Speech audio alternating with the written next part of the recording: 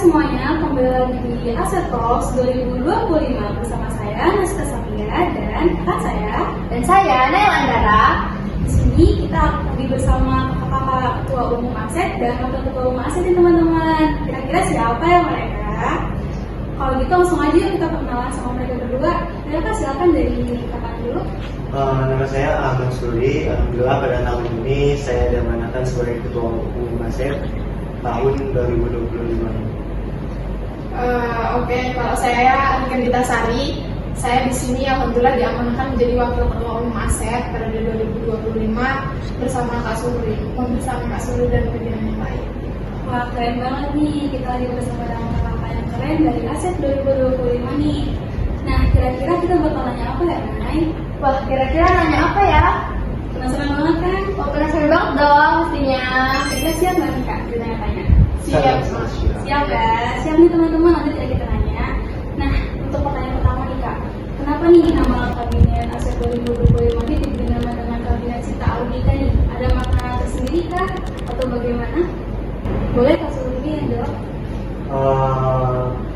Kabinet Citra Alunika ini tentunya dari kami berdua sebagai ketum dan wakil ketua umum, tentunya kami berdua berdiskusi, banyaklah pertimbangan-pertimbangan dari kami berdua, makanya sampai menemukan namanya Citra Alunika. Citra itu artinya karakter ataupun gambaran dari mahasiswa pendidikan ekonomi, sedangkan kata Alunika yaitu cahaya matahari terbit. Harapan dari kabinet ini, nama kabinet ini, kami berdua maunya mahasiswa pendidikan ekonomi itu bukan hanya dikenal di lingkup fakultas saja, melainkan kami berdua pengennya mahasiswa pendidikan ekonomi itu bisa dikenal di universitas maupun di masyarakat luas. Wah, keren banget nih maknanya ya, Kak ya. Kira-kira butuh berapa lama nih, Kak, untuk memikirkan nama dari Cita Alunika ini? Nah, kalau untuk butuh berapa lamanya menentukan nama kabinet ini, sebenarnya lumayan lama. Kami berdua diskusinya lumayan, mungkin sekitar 1 bulan kurang lebih. Wow, banget 1 bulan ya. Apa sih namanya keren banget nih, Cita Alunika. Kita lanjut nih, pertanyaan kedua ya, Kak. Nah, oke, untuk pertanyaan kedua ini kan pastinya Kak, di Kabinet Citra Alunika ini punya logo. Nah, untuk logonya sendiri itu ada maknanya nggak? 5 deh kayaknya ya. Itu ada matahari di atasnya, kemudian ada sayap di samping kanan kirinya, kemudian ada tangga di tengah-tengahnya, kemudian ada di bawahnya itu ada buku, terus yang terakhir itu ada lingkaran yang melingkari elemen-elemen itu gitu kan. Kita balik lagi ke visinya, visi dari Kabinet Citra Alunika sendiri gitu. Visi dari Kabinet Citra Alunika sendiri itu, kami pengen Aset itu sebagai tempat yang produktif untuk mengembangkan potensi mahasiswa pendidikan ekonomi dalam hal akademik dan inovasinya gitu, berdasarkan asas kekeluargaan yang dibuktikan dengan kemampuan berorganisasi dan berpikir kritis. Kita bahas satu-satu gitu ya. Di bagian matahari itu, kenapa kita ngambil matahari? Karena kita ingin mahasiswa pendidikan ekonomi itu punya semangat dan harapan untuk mengembangkan potensi, mengembangkan inovasinya juga gitu. Nah, terus untuk sayapnya itu, kami ingin mahasiswa pendidikan ekonomi itu memiliki angan-angan yang tinggi untuk mencapai kesuksesan gitu. Dan juga sayap itu juga melambangkan kebebasan untuk berpikir gitu. Nah, kemudian tangga itu kami pengen Aset ini sebagai wadah pengembangan yang nggak stuck tapi juga berkelanjutan gitu. Kemudian ada buku yang di bagian bawahnya itu ya. Nah, buku itu kami ingin mahasiswa pendidikan ekonomi itu untuk terus semangat belajar, menggali ilmu pengetahuan gitu. Dan yang terakhir itu ada lingkaran itu melambangkan semangat, produktivitas dan sistem yang berjalan dengan baik di Aset itu sendiri. Gitu. Wah, ternyata alasan dari balik logo Kabinet Aksara Cita ini keren banget ya teman-teman. Nah, mulai dari ada elemen matahari, sayap di kanan kiri, tangga, buku, dan lingkaran yang melingkarinya. Keren banget ya, Kak ya. Iya. Ini teman-teman, kita lanjut pertanyaan berikutnya nih ya, Kak ya. Jadi di dalam Citra Arunika ini ada berapa sih Kak departemen yang berada di dalam tersebut dan apa saja nih tugas-tugas yang ada di departemen tersebut? Boleh Kak, seperti yang ada? Departemen dari kabinet tahun ini mungkin tidak jauh berbeda dari kabinet-kabinet sebelumnya gitu. Departemen dari kabinet tahun ini di situ ada 8. Yang pertama itu PSDM, yaitu departemen PSDM ini menaungi pengkaderan dari mahasiswa pendidikan ekonomi. Lalu selanjutnya ada departemen diklat. Departemen diklat ini menaungi meningkatkan wawasan mahasiswa pendidikan ekonomi. Lalu selanjutnya ada departemen kerohanian, merupakan departemen yang menaungi kegiatan-kegiatan keagamaan yang ada di ASEP itu. Lalu selanjutnya ada departemen kreativitas dan jasmani atau krejas. Departemen ini merupakan menaungi minat dan bakat mahasiswa pendidikan ekonomi gitu. Lalu selanjutnya yang kelima ada departemen media center yang pada hari ini melakukan podcast pada hari ini gitu. Lalu selanjutnya ada departemen hubungan masyarakat (Humas). Departemen Humas ini merupakan departemen yang menaungi yang berkecimpung di eksternal ataupun di masyarakat di luar sana itu. Lalu selanjutnya ada departemen Danus. Departemen Danus ini departemen yang menaungi untuk mengasah kemampuan berwirausaha buat mahasiswa pendidikan ekonomi itu. Lalu selanjutnya yang terakhir departemen Litbang. Ini merupakan departemen yang meneliti atau mengembangkan suatu ide-ide menjadi aksi gitu, kayak bikin produk, bikin banyak lah yang lainnya gitu. Mungkin cukup. Jadi banyak banget ya. Jadi setiap departemen itu ada tugas masing-masing yang memang untuk meningkatkan bakatnya ya kayak. Iya. Jadi sebelum itu bakal ada wawancara gitu ya kayak untuk minat dari mana, bakat dari mana gitu ya. Untuk anggotanya seperti itu ada wawancaranya gitu. Oke begitu. Jadi sesuai dengan kemampuan mahasiswa pendidikan ekonominya. Iya. Insya Allah sesuai. Oke, lanjut Mai. Pertanyaan berikutnya. Nah, kira-kira di dalam kabinet Citra Arunika ini Kak, ada berapa sih Kak program kerja yang bakal dijalani di 2025 ini? Nah, kira-kira program kerja apa nih yang menjadi unggulan dari ASEP 2025? Oke, jangan ditanya sih program kerjanya ada berapa karena banyak banget gitu. Ada 46 program kerja di kabinet Citra Arunika ini. Banyak ya. Iya, banyak 46 program kerja yang 12-nya itu program kerja dari Presidium Inti.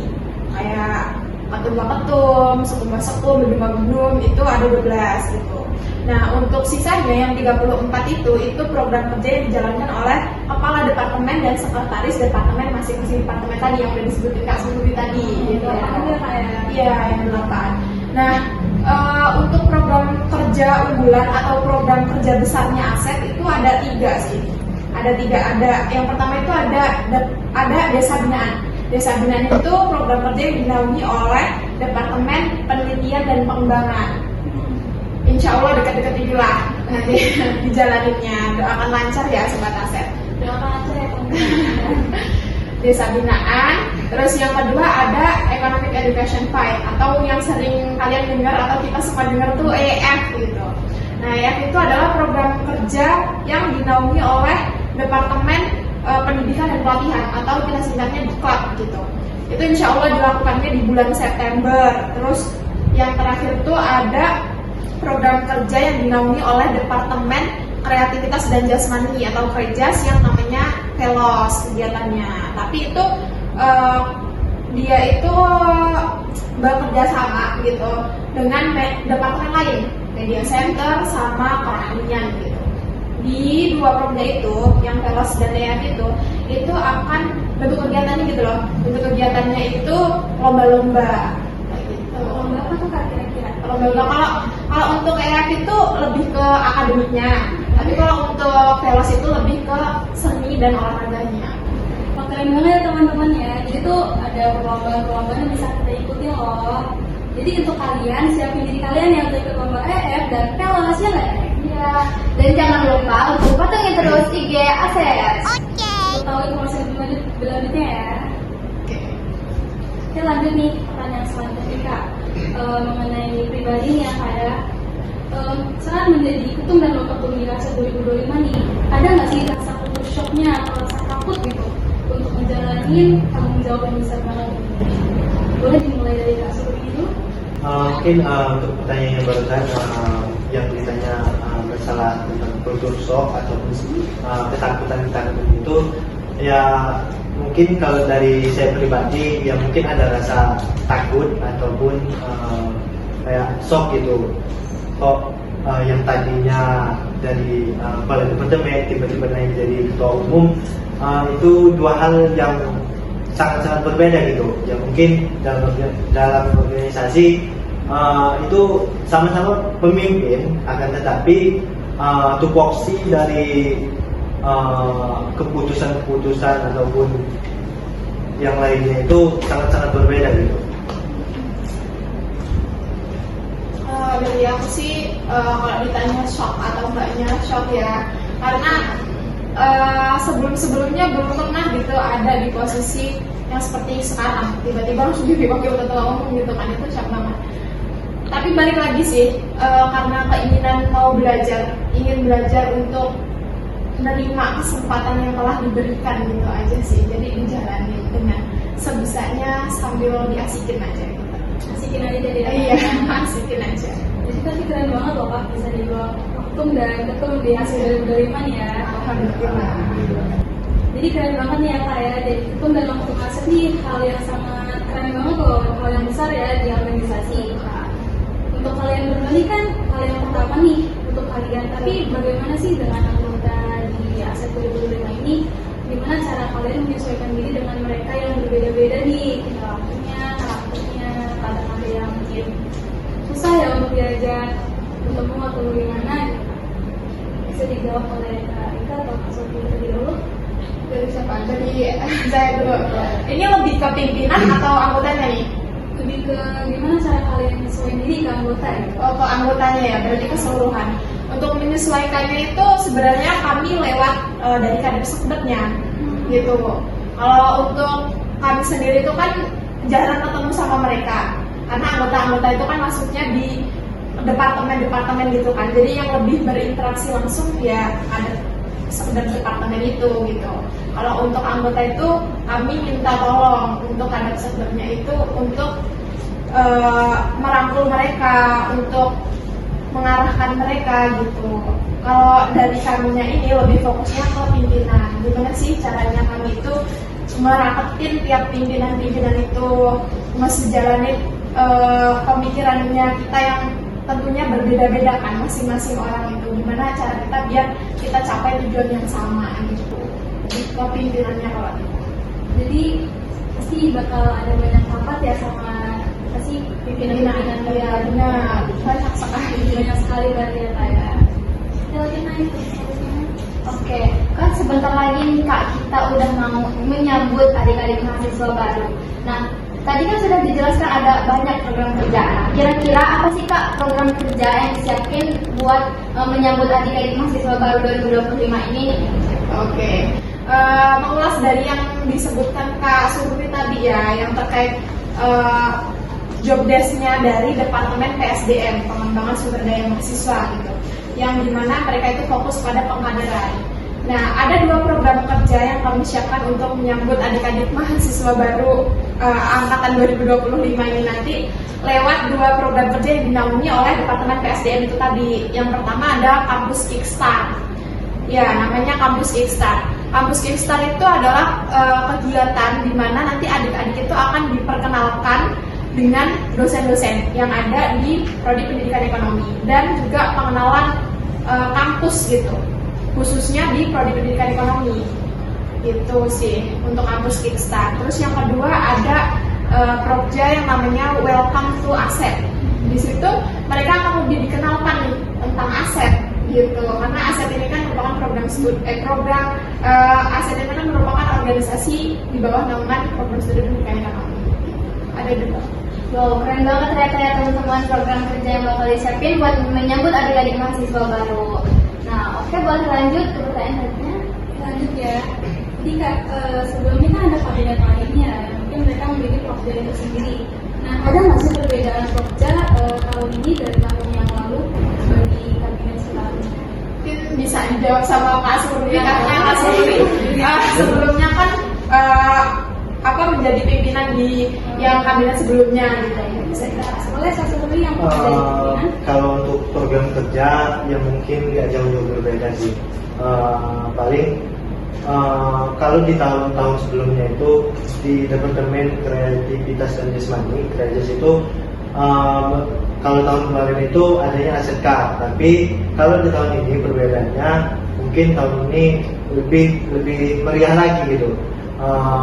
Program kerja tahun ini adanya festival lomba olahraga dan seni atau yang disebutkan oleh Rika tadi, program unggulan kita tadi yaitu Pelos tadi gitu. Terus kalau yang lainnya mungkin tidak ada, mungkin dari Yang tadi kan kakak-kakak udah bilang nih bahwa udah selama jadi pengurus itu udah 1 bulan lebih.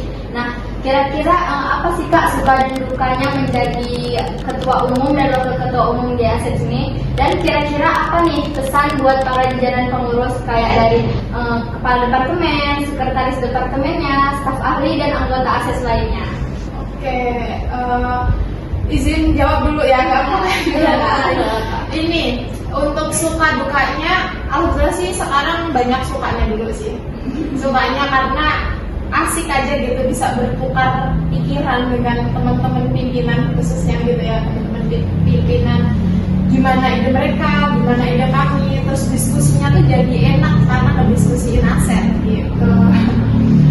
Sukanya itu. Untuk dukanya karena ya balik lagi, kita beda orang, beda pemikiran. Untuk menyatukan pikiran itu sulitnya di situ. Itu dukanya. Kadang ada beberapa masalah gitu juga dari hal itu. Tapi sejauh ini masih bisa lah gitu. Itu bisa dihandle. Iya, benar sekali. Terus harapan ya tadi ya. Harapannya untuk kader Sekdap mau ucapin makasih dulu sih. Makasih karena udah mau menemani kami dalam perjalanan ini gitu.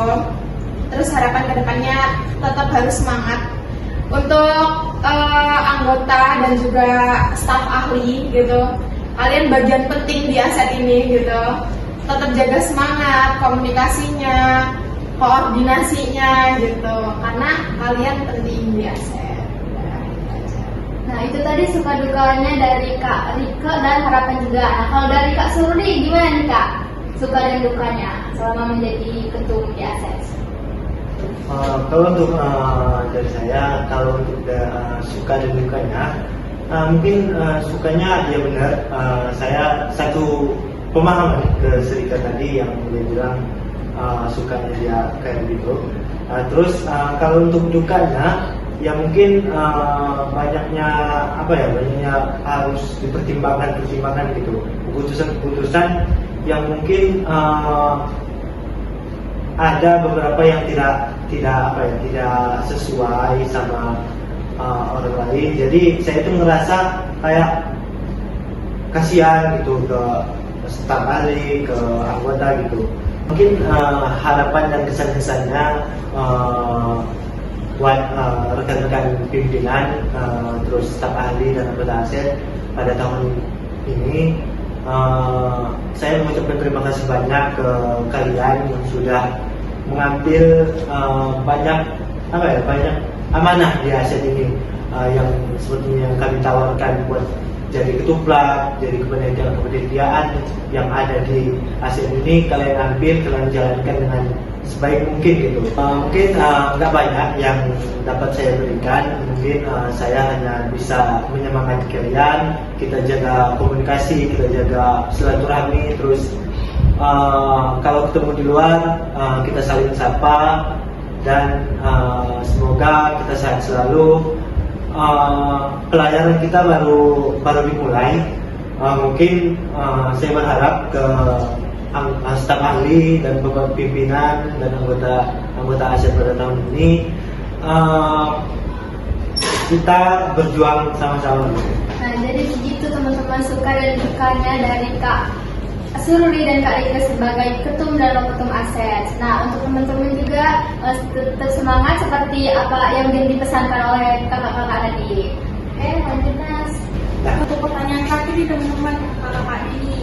Tadi kan udah kita bahas nih mengenai makna, program kerja, terus tentang logo, tentang departemen juga nih.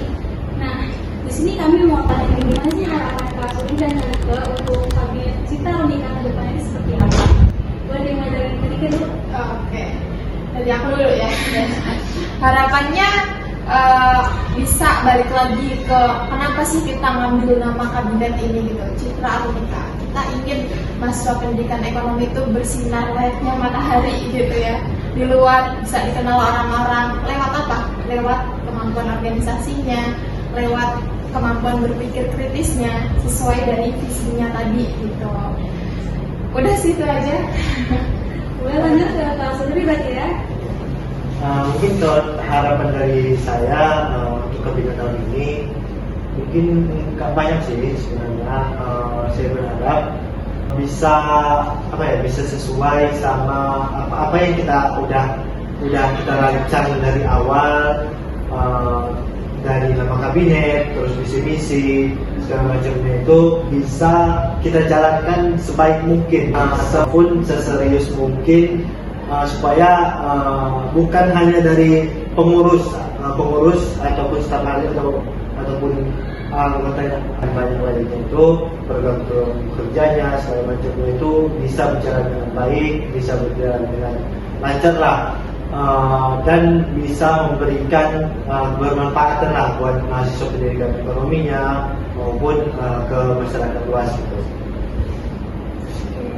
Nah, begitu tadi teman-teman harapan buat ASES ini ke depannya.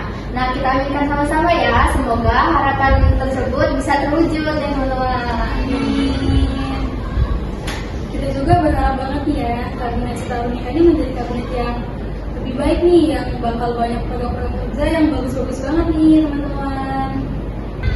Duh teman-teman, gak kerasa nih kita udah ngobrol banyak nih, sharing-sharing sama kakak-kakaknya tentang gimana nih rasanya jadi ketua umum dan wakil ketua umum, serta makna-makna dari alasan dipilihnya Citra Unika sebagai nama dan logo Citra Unika. Kalau gitu kan banyak banget kita jadi tahu nih apa aja sih departemen yang ada di kabinet ini dan bagaimana pekerjaannya nih teman-teman. Nah, semuanya udah pada tahu kan? Jadi kita akhiri ya acara pada hari ini. Oke, baik teman-teman, kami selaku moderator memohon maaf apabila ada salah kata dan perbuatan.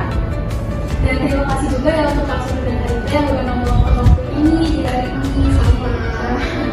Sampai ketemu lagi di